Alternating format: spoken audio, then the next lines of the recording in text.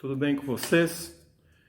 Prazer estar aqui mais uma vez e poder compartilhar ideias. Antes de iniciarmos, quero pedir para você que me assiste a se inscrever aí no canal do YouTube. Inicialmente, eu quero falar com vocês sobre dar a continuidade na conversa sobre o fascismo.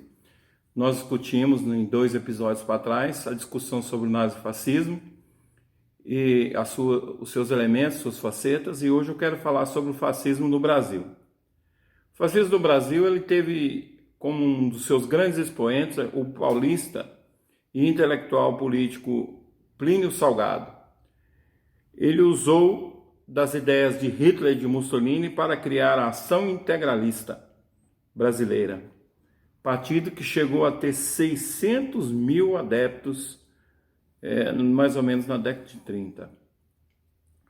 O ex-presidente Getúlio Vargas também foi um expoente, marcou profundamente a sua atuação na estrutura do Estado e da sociedade brasileira no século XX, dando impulso à modernidade com a industrialização e a gestão estatal, pautada na administração científica, gerando controvérsias entre historiadores que acreditam ser Vargas uma vertente chamada populismo, ou outros dizendo que o varguismo é uma das vertentes do fascismo internacional.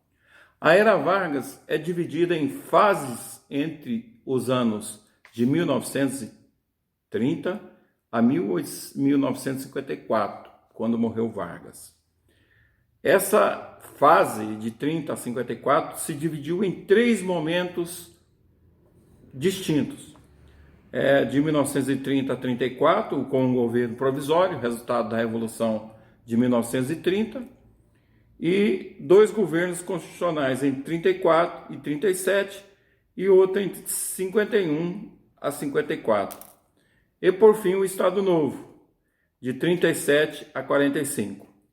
Olha, as fases estão relacionadas aos arranjos econômicos e políticos realizados entre as classes sociais capitalistas brasileiras, que fizeram com que Vargas se mantivesse no poder nestes momentos. Vamos nos ater ao Estado Novo, que foi o grande lance do fascismo no Brasil, que se caracterizou pela constituição de um Estado centralizado e antiliberal, suprindo o parlamento e criando as instâncias do corporativismo.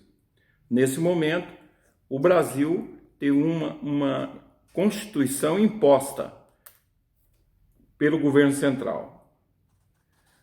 A supressão do parlamento foi justificada pela elaboração da Constituição de 1937.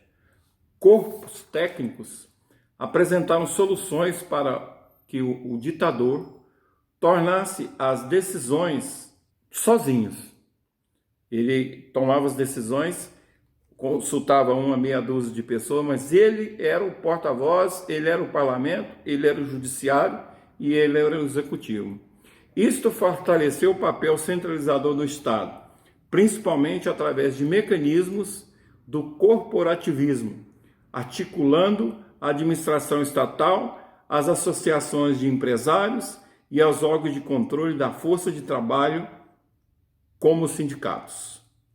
Essa organização do Estado e da sociedade recebeu influências do regime fascista polonês. A Constituição de 1937, ela foi praticamente uma cópia da Constituição polonesa. E também teve a influência italiana através da Carta del Lavoro, que a CLT é uma cópia dessa Carta do Laboro, adaptada ao Brasil, mas uma cópia.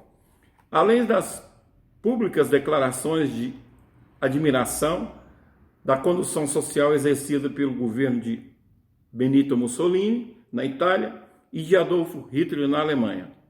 Isso fizeram com que o governo Vargas se aproximasse do eixo no início da Guerra Mundial, que teve fim em 1945. O Estado Novo se assemelhava a eles no apoio ao movimento sindical. Essa medida proporcionava a Vargas se apresentar como defensor dos trabalhadores, ao mesmo tempo em que reprimia as atividades de organizações trabalhistas que fugissem deste mesmo controle, ou fazia vontade do Estado ou levava cacete. Essas medidas ficaram a cargo de uma tecnocracia formada principalmente no Exército Brasileiro, que procedeu ainda a uma modernização da estrutura administrativa estatal, utilizando métodos de administração científica para eliminar as influências políticas pessoais nas várias regiões brasileiras. Foi um tempo de caças bruxas. Os políticos tradicionais, os partidos tradicionais, a democracia foram abolidas. Elas foram caçadas, perseguidas, impedidas de exercerem seus direitos. A definição de que este regime é populista se baseia no fato de não ter havido no Brasil um partido único que ligasse os supostos interesses da nação ao Estado. Aqui existiam vários partidos, inclusive o integralista, né? PSD, PTB, esses partidos existiam e conviviam. O próprio Getúlio Vargas foi o fundador do PTB. Não existia uma visão de história que legitimasse o governo e que a violência empregada não foi tão intensa quanto na Europa. O que acontecia? As populações, as sociedades, os organismos sociais estavam reprimidos e eles não tinham força para se levantar contra o Estado autoritário. Por isso, a maioria da população parecia legitimar o Estado Novo. E com isso, Getúlio Vargas teve liberdade. O historiador português João Bernardo, em seu livro Labirintos do Fascismo, afirma que o fascismo foi a revolta dentro da ordem. Vargas poderia se encaixar nessa definição, principalmente pelo seu papel na Revolução de 1930, que foi a revolta, e na manutenção dos interesses das classes capitalistas, que foi a ordem, que se estabeleceu com o Estado Novo. Como a oligarquia cafeeira e a burguesia industrial, contra as quais ele, Getúlio Vargas, ia se levantado com o apoio do Exército, não tinha forças para falar contra ele, elas se aliaram a ele. A própria estrutura disciplinar e hierárquica militar, que era modelar a estrutura do Estado. E dessa forma ela fortalece o discurso nacionalista e patriótico, transformando o Estado e o Exército nas instituições da unidade e identidade da nação brasileira. Então, quando nós vemos hoje falar do nazifascismo, do fascismo moderno, é porque o Brasil tem história com fascistas. O Brasil tem história com esses segmentos autoritários. E o que vemos hoje na sociedade brasileira é isso.